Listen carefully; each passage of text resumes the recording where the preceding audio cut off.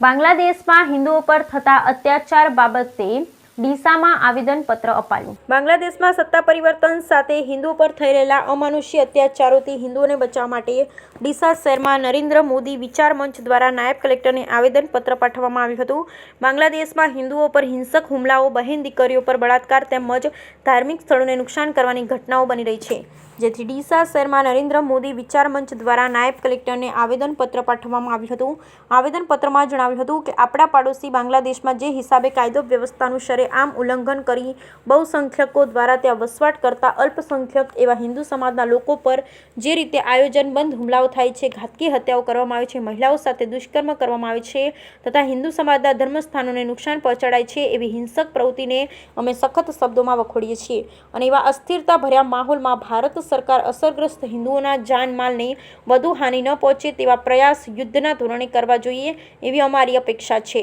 નરેન્દ્ર મોદી વિચાર મંચના કાર્યકરોએ આવેદનપત્ર સાથે નાયબ કલેક્ટરને હિન્દુઓને બચાવવા માટે સરકાર તત્કાલ પગલાં લે તેવી રજૂઆત પણ કરી હતી। બ્યુરો રિપોર્ટ ભરત ઠક્કર, ડીસા, બનાસકાંઠા। મોદી વિચાર મંચ બનાસકાંઠા જિલ્લાના મહામંત્રી રાકેશભાઈ શાહ, અમે નરેન્દ્ર મોદી વિચાર મંચ તરફથી જે બાંગ્લાદેશમાં હિન્દુ અલ્પસંખ્યકો ઉપર જે અત્યાચાર થઈ રહ્યા છે એના વિરુદ્ધમાં નરેન્દ્ર મોદી વિચાર મંચ તરફથી આવેદનપત્ર આપવા માટે અહીં એસડીએમ સાહેબને આપવા માટે આવ્યા છીએ અને એ જે અત્યાચાર થાય છે તેને સખ્ત શબ્દોમાં વખોડી કાઢીએ છીએ।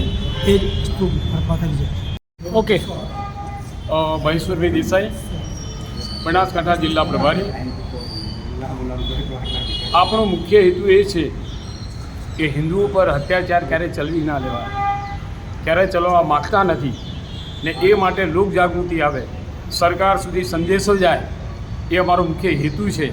એના સંદર્ભમાં આજે એસડીએમ સાહેબને અમે આવેદનપત્ર આપેલું છે કે સરકાર શ્રી તરફ ક્યાંક આ વાત જાય, એમના કાને સંભળાય અને કડકમાં કડક પગલાં લે કે ભવિષ્યમાં અન્ય દેશો પર પણ જે આપણા હિન્દુ લોકો રહેશે એમને તકલીફ ન પહોંચે, એ માટે અમારો મુખ્ય હેતુ હતો। ભારત માતા કી જય।